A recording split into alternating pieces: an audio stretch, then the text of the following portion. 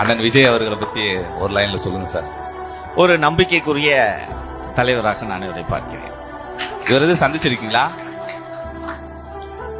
ஒரு முறை சந்தித்திருக்கிறேன். ஒரு 3 மணி நேரம் உரையாடி கொண்டு அரசியல் கட்சி அபிஷியலாக தொடங்குவதற்கு முன். என்ன மாதிரியான உரையாடல்கள் இருந்தது? நேரடியாவே கேட்டேன் அவர்கிட்ட. ரொம்ப எல்லா விஷயங்களையும் சொல்ல முடியாது, சொல்லக்கூடிய விஷயங்களே சொல்றேன். இங்க மார்க்கெட்ல நம்பர் 1 குதிரை, 1000 கோடி ரூபாய் பிசினஸ் உங்களுது.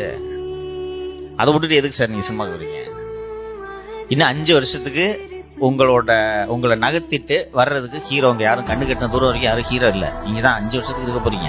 ஏன் சார் அதை விட்டு வரீங்க அப்படின்ட்டு கேட்டபோது, இந்த மக்களுக்காக ஏதாவது செய்ய வேண்டும் என்று நான் விரும்புகிறேன் அப்படின்னு சொன்னார். He was sincere.